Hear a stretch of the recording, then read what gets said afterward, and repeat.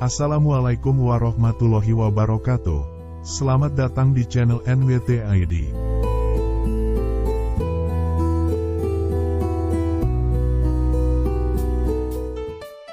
Kali ini, NWT ID akan menceritakan tentang kisah Nabi Idris alaihi salam. Yang kenabiannya perlu diimani oleh umat Islam sebagai bentuk takwa atas perintah Allah Subhanahu wa Ta'ala. Nabi Idris alaihi salam adalah keturunan keenam dari Nabi Adam alaihi salam, putra dari Yarid bin Mahlail, bin Kainan, bin Anusi, bin Sid, bin Adam alaihi salam. Nabi Idris menjadi keturunan pertama yang diutus menjadi nabi setelah Nabi Adam. Nabi Idris dianugerahi kepandaian dalam berbagai disiplin ilmu, kemahiran, serta kemampuan untuk menciptakan alat-alat untuk mempermudah pekerjaan manusia, seperti pengenalan tulisan, matematika, astronomi, dan lain sebagainya. Menurut suatu kisah, terdapat suatu masa di mana kebanyakan manusia akan melupakan Allah Subhanahu wa Ta'ala, sehingga Allah menghukum manusia dengan bentuk kemarau yang berkepanjangan.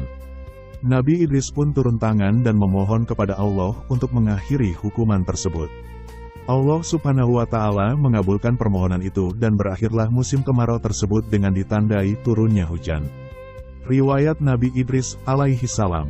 Nabi Idris alaihi salam dilahirkan di Mesir. Mereka menyebutnya dengan Hirmisal Haramisah, menurut bahasa Suryani. Nabi Idris lahir di kota Manfis atau Manaf. Ada yang mengatakan Nabi Idris dilahirkan di Babilonia dan hijrah ke Mesir. Ketika melihat sungai Nil, beliau berkata, Babilonia, yang berarti, sungai seperti sungai kalian, sungai besar, sungai yang penuh berkah. Pada zamannya, dibangun 188 kota, yang terkecil diantaranya adalah Ar-Ruha.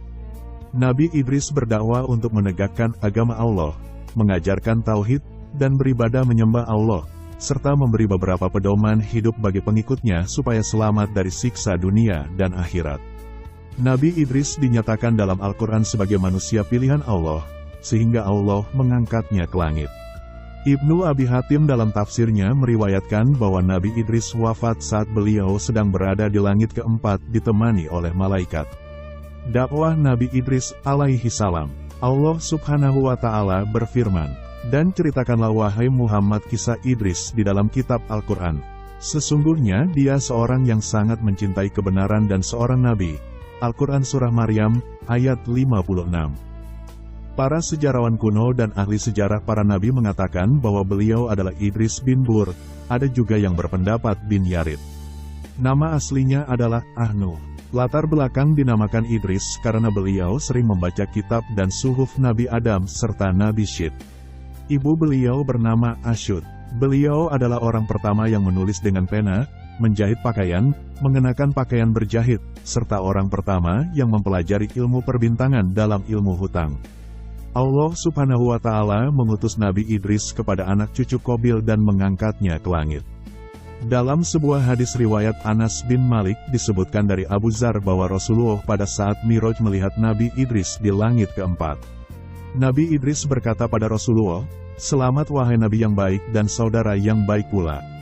Nabi Muhammad lantas bertanya, "Siapakah dia, wahai Jibril?" Jibril menjawab, "Dia adalah Idris." Disebutkan pula dalam Tarikh At-Tabari bahwasanya Bur melahirkan Ahnuh yaitu Idris dan Allah mengangkatnya sebagai nabi. Saat itu, Nabi Adam alaihi salam telah berusia 622 tahun dan telah menerima 30 suhuf. Ada juga sebuah hadis tentang ini. Rasulullah bersabda, "Wahai Abu Dzar, ada 4 rasul yang berbangsa Suryani. Mereka adalah Adam, Syed, Nuh, dan Ahnuh atau Idris." Hingga ada pula yang mengatakan bahwa Nabi Idris diutus Allah pada masanya kepada seluruh penduduk bumi. Selain itu, Allah menghimpun ilmu orang-orang terdahulu padanya. Di dalam Qasas Al-Anbiya disebutkan bahwa para ahli berbeda pendapat mengenai lokasi Nabi Idris dilahirkan dan dibesarkan. Sebagian berpendapat, beliau dilahirkan di Mesir, tepatnya di Manaf atau Memphis dan mereka menamakannya dengan Harmas al-Haramisah. Sebagian ahli yang lain berpendapat bahwa beliau dilahirkan dan dibesarkan di Babylon. Dalam bahasa Suryani, Babil berarti sungai.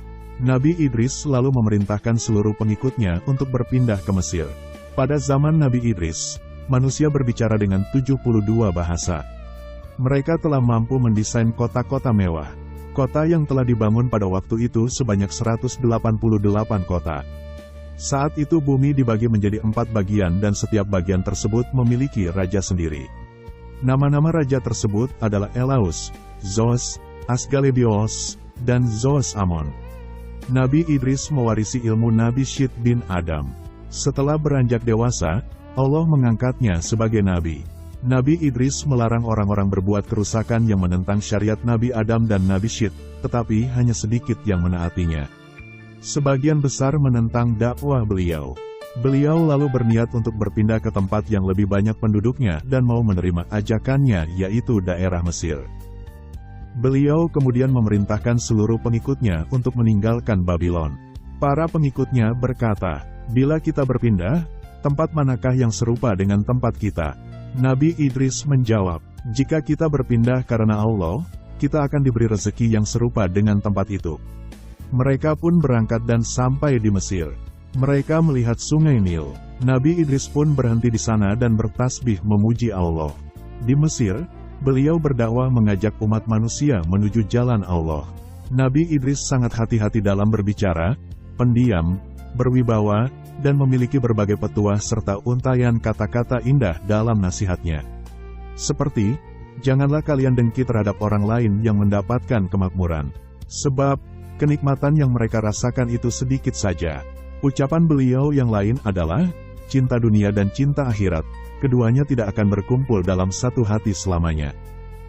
Menjelang wafat Nabi Idris alaihi salam. Menjelang wafat, Nabi Idris berwasiat kepada keturunannya agar mereka mengikhlaskan diri beribadah kepada Allah semata. Selain itu, hendaknya mereka selalu berpegang pada kejujuran dan keyakinan di setiap urusan hidup mereka.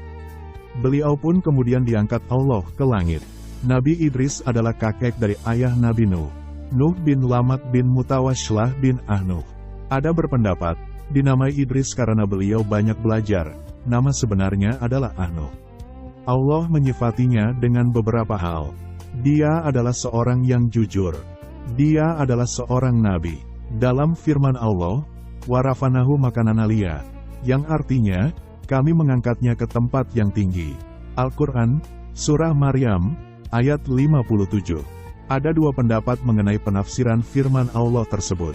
Pendapat pertama, bahwa Nabi Idris mendapatkan kedudukan yang tinggi, seperti firman-Nya kepada Rasulullah, "Kami tinggikan sebutan namamu." Al-Quran, Surah Al-Insyirah, ayat 4. Allah memuliakan Idris dengan kenabian dan menurunkan 30 suhuf kepadanya. Tidak hanya itu, Nabi Idris adalah nabi pertama yang menulis dengan pena, mempelajari ilmu perbintangan, ilmu hitung aritmatika, orang pertama yang menjahit dan memakai baju dari kain.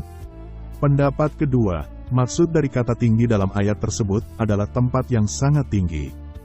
Demikianlah argumen yang lebih kuat, sebab ketinggian yang disandingkan dengan tempat berarti ketinggian tempat, bukan tingginya derajat. Kemudian, para ulama berbeda pendapat mengenai hal ini.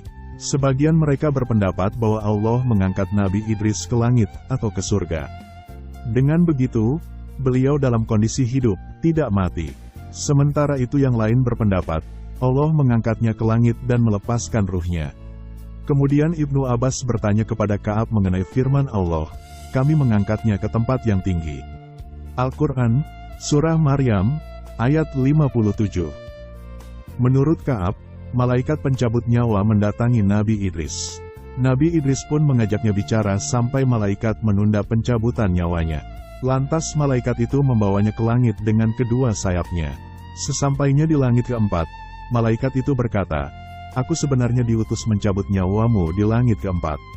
Mendapat perintah demikian itu, aku pun bertanya, bagaimana caranya, sedangkan dia ada di bumi. Ketika Idris menoleh, malaikat maut menatapnya kemudian mencabut nyawanya di tempat itu. Ketahuilah, Allah memuji Idris dengan menaikkannya ke langit. Sebab biasanya, yang diangkat ke langit hanya mereka yang memiliki kedudukan yang tinggi. Karena itu, Allah berfirman mengenai para malaikat.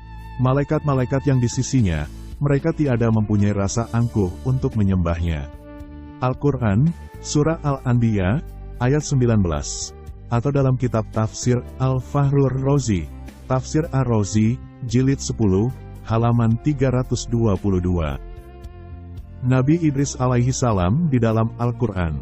Di dalam Al-Quran, nama Idris disebutkan 2 kali, yaitu, dan ceritakanlah wahai Muhammad kepada mereka kisah Idris di dalam Al-Quran. Sesungguhnya ia adalah seorang yang sangat membenarkan dan seorang nabi. Al-Quran, Surah Maryam, ayat 56-57. Dan ingatlah kisah Ismail, Idris dan Zulkifli.